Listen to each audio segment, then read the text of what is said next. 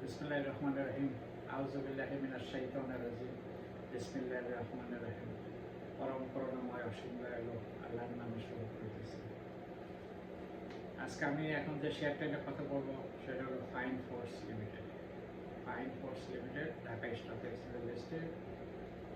এখানে কোম্পানিতে ডিটেলসে যাই তারা আমাদের দিতে পারলো। আমি আলাপ করতেছি মার্চের 10 তারিখ সোমবারের টপ 20 শেয়ারসের সিরিয়াল নম্বর 16। সিরিয়াল নম্বর 16 শেয়ারটা listing year 2002, category A, sector code and allied, year zone. আমরা যদি বেসিক ইনফরমেশন দেখে দিলে আমরা দেখতে পারবো অথরাইজ ক্যাপিটাল 1000 মিলিয়ন সমান 100 কোটি, পেইড আপ ক্যাপিটাল 139.74 মিলিয়ন সমান 13.97 কোটি। 52 উইকস মুভিং রেঞ্জ যদি আমরা দেখি, বছরের এই 52 সপ্তাহের কোনো এক সময় সেটা সর্বোচ্চ লেনদেন হয়েছে 277 টাকা 50 পয়সায় এবং সর্বনিম্ন লেনদেন হয়েছে 144 টাকায়। এটা যদি আমরা বেসিক ফিনান্সিয়াল পারফরমেন্স আমরা দেখি, ইন্টারিম বেসিক ফিনান্সিয়াল পারফরমেন্স 2024, তাহলে আমরা দেখব শেয়ারটা কোয়ার্টার 1 সেপ্টেম্বর এন্ডিংয়ে শেয়ারটা লাভ করছে 62 পয়সা এবং কোয়ার্টার 2 ডিসেম্বর এন্ডিংয়ে শেয়ারটা লাভ করছে 1 টাকা 19 পয়সা, টোটাল হলো 1 টাকা 81 পয়সা। এখানে আমরা একটা জিনিস দেখব প্রাইস আর্নিং রেশিওটা। প্রাইস আর্নিং রেশিওটা আমাদের দেখা দরকার। Bangladesh standard price earning ratio 15 বা তার কাছাকাছি, বেশি না, 15, 16, 17 এই অবস্থা। আমরা যদি এখানে দেখি যে দুই রকম স্টেটমেন্ট এখানে থাকে, একটা হলো আনঅডিটেড, একটা হলো অডিটেড। অডিটেড মিনস আগের বছর জুন এন্ডিংয়ে যে তাদের ইনকামটা ছিল এবং তাদের শেয়ার যত ছিল সেটার একটা আনুপাতিক অংশ পাই করলে এটা পাওয়া যায়। আমরা এখানে দেখব মার্চ 3, সেটা হলো প্রাইস আর্নিং রেশিও আনঅডিটেড 51.99 এবং অডিটেড 213.86। মার্চ 9 আমরা দেখবো 51.41 এবং এটা আনঅডিটেড। অডিটেড দেখবো 2023-24 ডিসেম্বর এন্ডিংয়ে যেটা জুন এন্ডিংয়ে যেটা হয়েছে সেটা হলো 211.48, সেটা হলো মার্চের 10 হলো 53.34, অডিটেড হলো 219.43 এবং মার্চের 11 হলো আনঅডিটেড 53.59, অডিটেড হলো 220.45 এবং মার্চের 12 হলো আনঅডিটেড 53.54 এবং অডিটেড হলো 220.23। এখানে আমরা দেবো অডিটেড এবং আনঅডিটেড দুইটাই প্রাইস আর্নিং অনেক বেশি, মিনস সেটা অনেক বেশি দামে লেনদেন হয়। আমরা সর্বশেষ ট্রেডিং ডে যদি আমরা দেখি সেটা হলো আপনার গিয়ে ডিসেম্বর মার্চ 10-এ হাই ট্রেডিং হয়েছে 197 টাকা 50 পয়সা, লো গেছে 193 টাকা 60 পয়সা, লাস্ট ট্রেড প্রাইস গেছে 195.40 এবং আগের দিনে ক্লোজিং প্রাইস ছিল 193.80। এখন যদি আমরা কোম্পানির ট্র্যাক রেকর্ডটা দেখি তাহলে আমরা দেখতে পাবো 2024 সনে লাস্ট এজিএমে তারা ডিভিডেন্ড দিচ্ছে 10%, মিনস 1 টাকা। 2023-এ দিছে 1.25%, মিনস 12.5 পয়সা। 2022-এ দিছে 1.50, মানে 15 পয়সা। 2021-এ কোনো ডিভিডেন্ড দেয় নাই। 2020-এ দিছে 1%। 2019-এ কোনো ডিভিডেন্ড তারা দেয়নি। এখন দেখা যায় গত 6 বছরের মধ্যে 5 বছরের মধ্যে আমরা দেখি 5 বছরের মধ্যে 2 বছর তারা কোনো ডিভিডেন্ড দেয় নাই। 1 বছর দিচ্ছে 1%, 1 বছর দিচ্ছে 1.25%, 1 বছর দিচ্ছে 1.5%। হুট করে শেয়ারটা 2024-এ এসে 10% ডিভিডেন্ড দিয়ে তারা এ গ্রেডে স্থানান্তরিত হয়েছে। হয়তো তাদের ভালো ব্যবসা হয়েছে, হয়তো তাদের ভালো কোনো খাই এসছে। হঠাৎ করে যে শেয়ারটা ডিভিডেন্ড দেয় না বা 1%, 1.5% ডিভিডেন্ড দেয়, সে শেয়ারটা হুট করে 10% ডিভিডেন্ড দেয়, এইটা আমার বোধগম্য মনে হয়। অ্যাজ এ হোল বলবো যে শেয়ারটা এখানে খুবই খারাপ অবস্থা। কেন শেয়ারটা এত বেশি দামে ট্রেড হয়, আমি কিছু ভালো শেয়ারের নাম এখন বলবো। আর আমরা দেখি যদি এটা আদার ইনফরমেশন দেখি, আমরা February 28, 2025 এ দেখবো স্পন্সর ডাইরেক্টরদের শেয়ার হোল্ডিং হলো 15.25%। খেয়াল করবেন 15.25% মিনস যেখানে শেয়ারটা মিনিমাম 30% হোল্ড করার কথা স্পন্সর ডাইরেক্টরদের, সেখানে আছে 15%। বাকি 15% শেয়ার করলে গেল কোথায়? এটা জবাবদিহিতা কে নিতে পারে? Bangladesh security and exchange commission নিতে পারে। তারপরে যেখানে শেয়ার ট্রেড হয় ঢাকা স্টক এক্সচেঞ্জ এবং চিটাগং এক্সচেঞ্জ স্টক এক্সচেঞ্জ, তারা দেখতে পারে কেন শেয়ারগুলা বিক্রি হয়ে গেল। শেয়ারগুলা স্পন্সরদের শেয়ারগুলো বিক্রি হইতে গেলে এটা নির্দিষ্ট অথরিটি থেকে পারমিশন নিতে হয়, শেয়ারগুলো লকিং থাকে, পারমিশন নিতে হয়। এটা বিনা পারমিশনে কীভাবে শেয়ারগুলো বিক্রি করলো, অথবা যদি তারা পারমিশন নিয়েও থাকে ধরে নেই, তাহলে কোন অথরিটি তাদেরকে শেয়ার সেল করার পারমিশন দিল সেটা দেখতে হবে। এটা দেখা দরকার। আমাদের দেশে আইন আছে, আইনের প্রয়োগ নেই। আইনের সঠিক প্রয়োগ না থাকার কারণে আজকে স্পন্সররা শেয়ারটা বিক্রি করে বের হয়ে গেছে। যার জন্য এখানে দেখা যায় স্পন্সরদের হোল্ডিং 15.25, গভর্নমেন্টের কোনো হোল্ডিং নাই। ইনস্টিটিউশন 25.41%, খুব ভালো হোল্ডিং। ফরেন ইনভেস্টমেন্ট এখানে নাই। Public investment 59.34%। আমার কথা, এমন কোন ইনস্টিটিউশন আছে যারা এরকম একটা দুর্বল শেয়ারকে কিনে? আমি জানি না কারা এটা কিনেছে।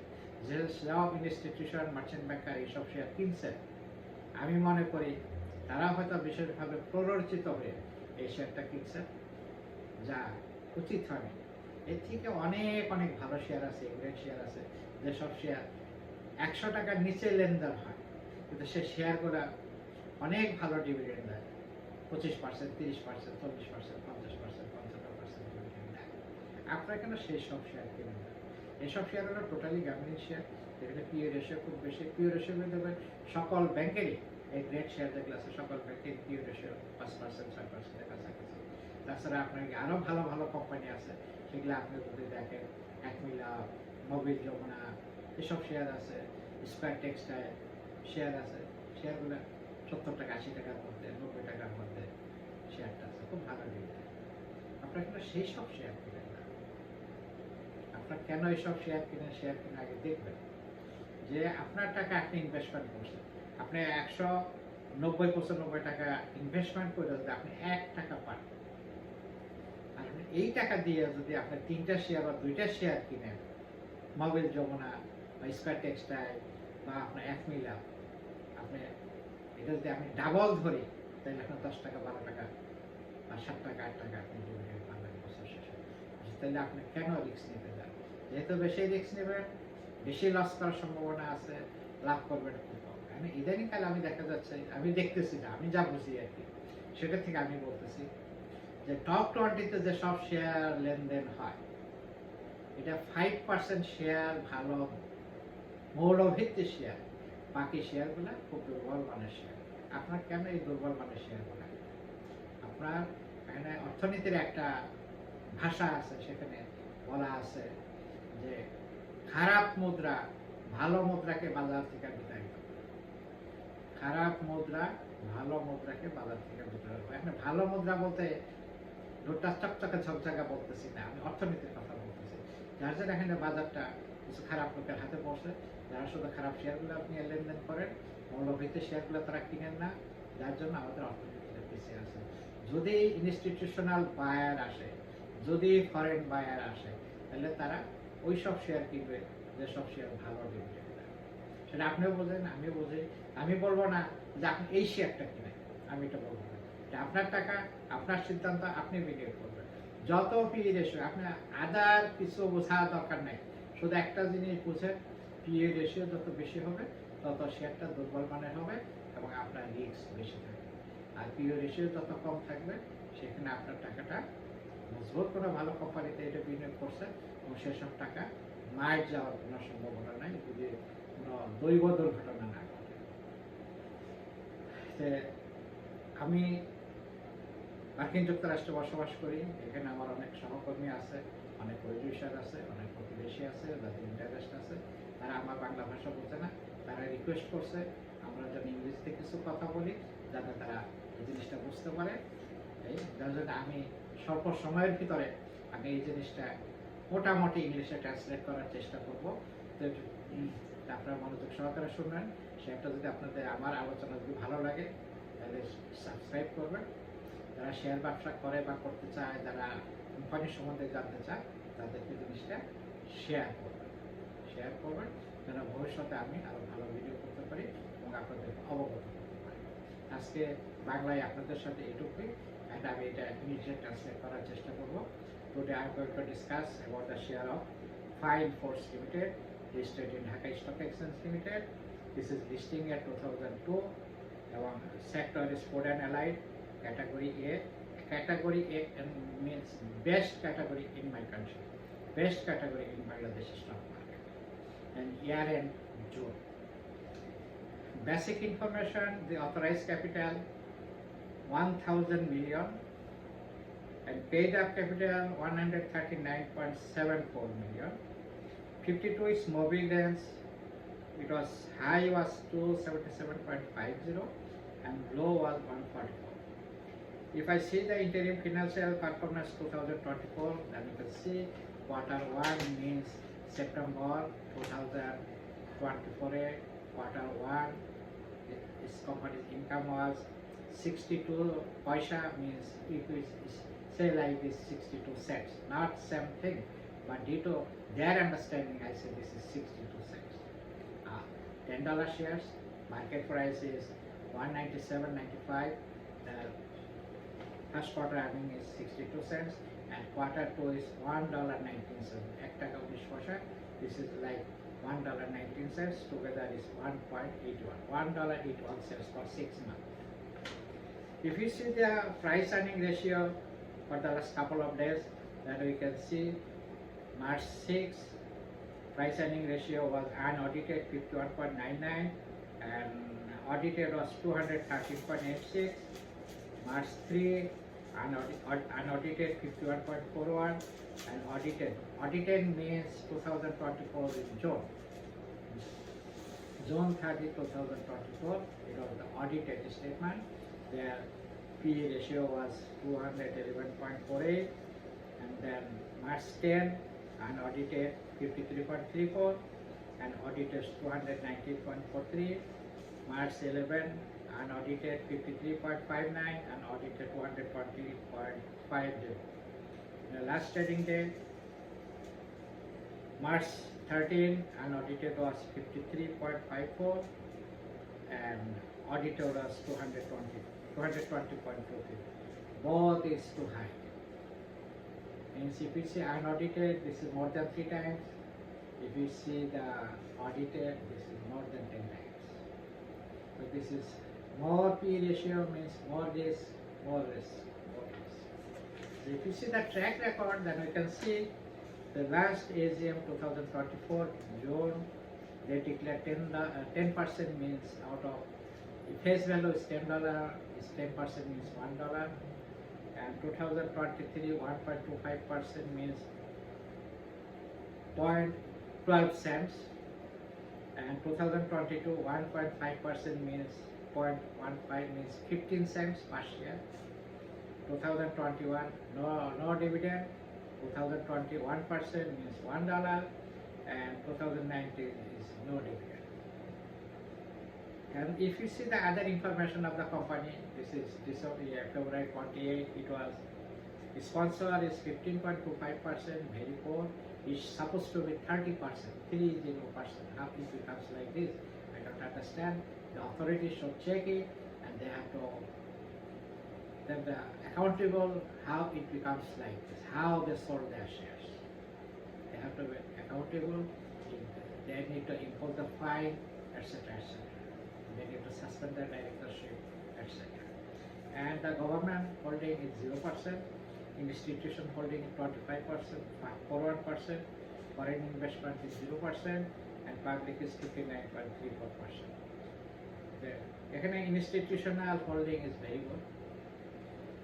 I don't understand what type of institution they bought their shares. They also play in the market. They have to be accountable in their management. They have to be accountable how they invest. They have to invest in the good shares This is explosive shares, A grade shares.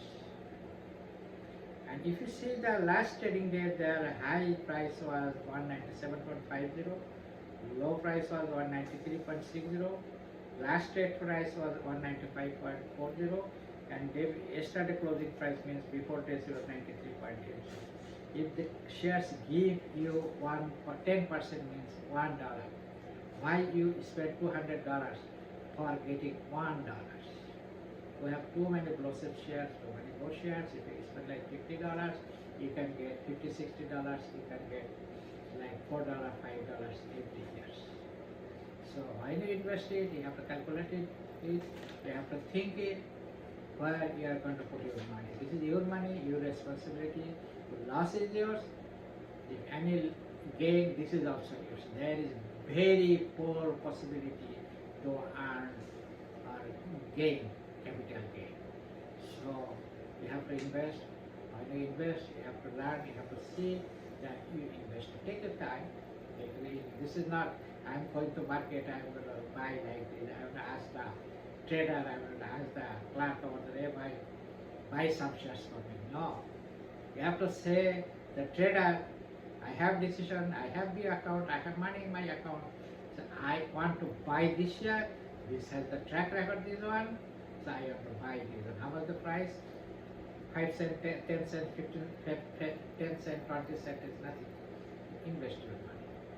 Don't throw your money in a baseless share. So I try to understand our people, my people, who invest in the share market without accurate knowledge. So please, before investment, so we have only 400 shares in the market. See the list, category A, category B, and category Z. Try to invest your money in both categories. If foreign investment comes to my country, goes to Bangladesh, they will invest the A category share. They never, ever buy the Z category shares or all the shares. They give the dividend 1%, 2% like this. Be careful. Today I'm going to finish my video over there. If you like this video, please subscribe it and share this video to your relatives, friends who have interest in the share market. Good day, bye bye, good night.